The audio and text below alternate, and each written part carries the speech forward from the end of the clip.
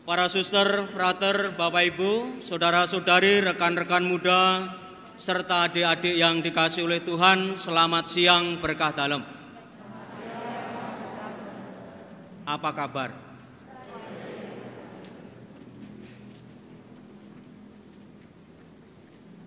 Ada salah satu keluarga yang ketika mendidik anak-anaknya itu dengan sangat keras. Ketika anaknya itu melakukan kesalahan, kedua orang tuanya dengan mudah mengatakan, "Matilah kau."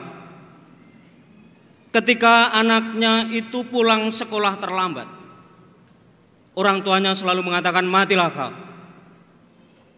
Makan tidak habis, orang tua selalu marah, "Matilah kau." Bahkan orang tua itu punya burung beo. Burung beonya itu juga ikut-ikutan. Ketika anaknya itu lewat di samping burung itu juga mengatakan, "Matilah kau." Maka si anak ini merasa bingung, stres, karena di dalam keluarga tidak ada suasana yang damai. Setiap kesalahan selalu dikatakan, "Matilah kau." Termasuk burungnya pun ikut-ikutan. Maka karena jengkel, si anak ini lalu mau menitipkan burung beo itu, supaya setidaknya kurang yang mengatakan, "Matilah kau" di dalam rumah itu. Maka burung beo itu lalu dititipkan ke tempat para frater, supaya burung beo itu mengikuti kata-kata frater yang indah. Setiap pagi mengadakan ibadat, mengadakan doa, baca kitab suci dan puji-pujian. Maka burung itu dititipkan ke tempat para frater. Setelah sekian lama burung itu dititipkan ke tempat frater, lalu diambillah sama anak itu dibawa pulang. Suasana di rumah tetap sama. Ketika si anak itu pulang sekolah, ternyata kedua orang tuanya itu perang mulut, padu. Perang mulut, lalu si anak itu tahu bahwa orang tuanya itu perang mulut gitu, lalu di depan pintu utama si anak itu teriak, "Matilah kalian." Lalu burung beo itu nyaut, "Sudah layak dan sepantasnya."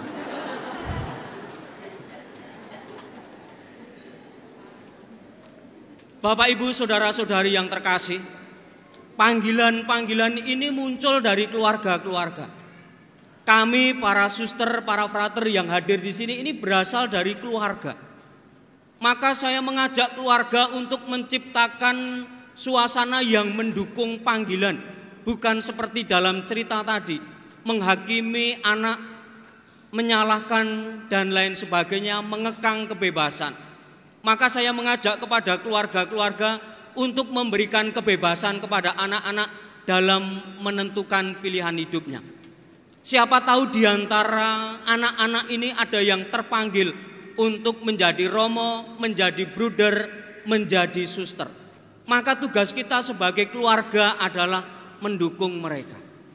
Kalau kita sadar bahwa anak itu titipan Tuhan, maka ketika Tuhan meminta anak-anak ini untuk menjadi romo, bruder, suster, maka keluarga juga harus merelakan. Jangan lalu malah berdoa supaya anak saya tidak dipanggil jadi romo, bruder, suster, tetapi supaya anak orang lain saja yang dipanggil. Seringkali keluarga-keluarga itu mengalami ketakutan-ketakutan kalau anaknya jadi romo, jadi bruder, jadi suster, seolah-olah sudah terpisah dari keluarga. Tetapi kenyataannya apakah demikian? Kalau orang tuanya sakit, siapa yang paling duluan ke rumah? Biasanya yang paling duluan itu justru anaknya yang jadi romo, jadi bruder, jadi suster. Lalu siapa yang paling lama juga di rumah atau nginep lama di rumah orang tuanya? Biasanya yang paling lama itu yang anaknya jadi bruder, jadi suster, jadi romo. Tetapi seringkali kita sebagai orang tua tidak rela kalau anak-anak kita itu dipanggil menjadi romo, karena seolah-olah nanti terpisah, sudah bukan milik keluarga dan lain sebagainya. Hal-hal seperti ini yang akhirnya panggilan-panggilan itu terhambat, sehingga panggilan-panggilan itu tidak tumbuh di dalam keluarga. Maka saya mengajak kepada Bapak Ibu semuanya untuk mendukung panggilan. Nubuatkan anak-anak ini untuk memiliki panggilan yang kuat. Bisikkan kata-kata yang indah kepada anak cucu, "Nanti jadi romo ya, nanti jadi suster. Kamu cocok kok kalau jadi romo, kamu cocok kalau jadi suster." Kalau kita lihat anak-anak yang ada di depan ini yang didandani, ada yang jadi romo, ada yang jadi suster, ini kan sudah kelihatan gitu ya, bagus. Kalau orang Jawa itu mengatakan wangun gitu ya. keren gitu kan. Nah saya mau tanya kepada adik-adik yang didandani ini. Sudah didandani loh ya kalian. Nah sekarang siapa yang mau jadi Romo? Satu yang jadi Romo, angkat tangan deh, jadi Romo. Yang lainnya jadi Romo. Oke, sekarang adik-adik yang didandani suster, siapa yang mau jadi suster?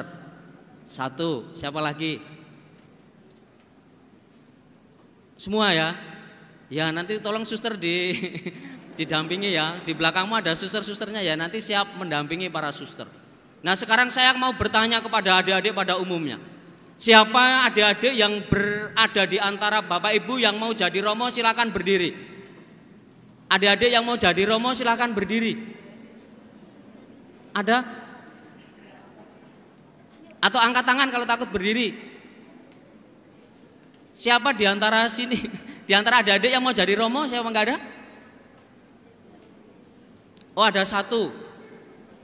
1, 2, 3, 4. Oh cukup banyak yang mau jadi Romo. Meskipun anak-anaknya di sini cukup banyak, ketika ditanya siapa yang mau jadi Romo, malu-malu. Tidak usah takut, saya juga tidak kecewa ketika Romo bertanya kepada adik-adik siapa yang mau jadi Romo, tidak ada yang angkat tangan. Karena Romo dulu ketika ditanya juga sama seperti itu. Waktu Romo itu masih kecil, siapa yang mau jadi Romo, Romo nggak angkat tangan. Karena cita-cita Romo dulu jadi suster.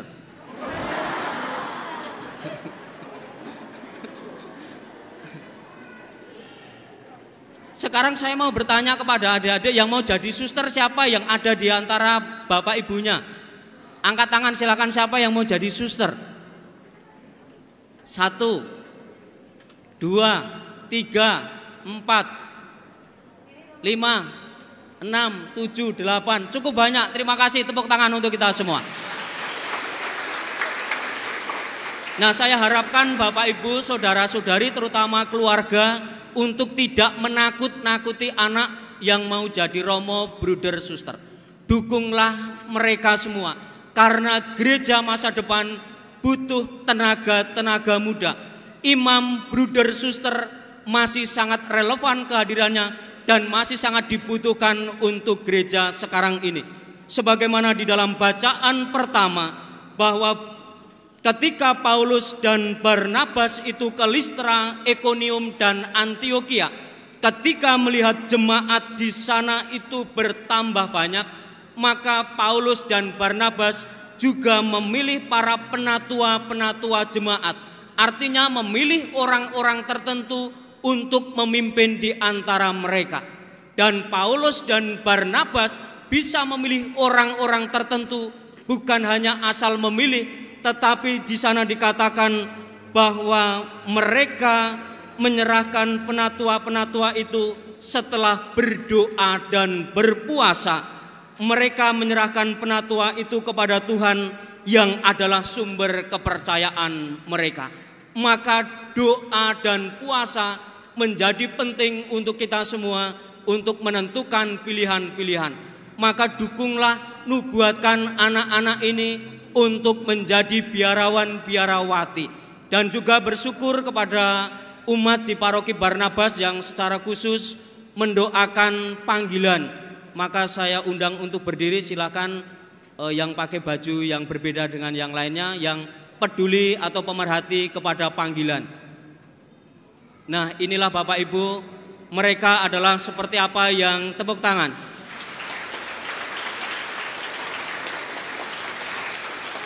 Terima kasih.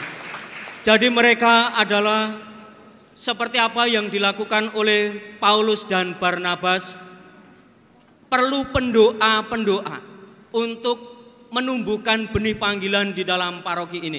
Maka Bapak Ibu saudara-saudari melalui perayaan Ekaristi secara khusus pada hari Minggu panggilan ini, mulai saat ini marilah kita mendukung anak-anak untuk berani menanggapi panggilan Tuhan. Dan kita semua juga harus menjadi pendukung utama serta senantiasa mendoakannya. Kemuliaan kepada Bapa dan Putra dan Roh Kudus.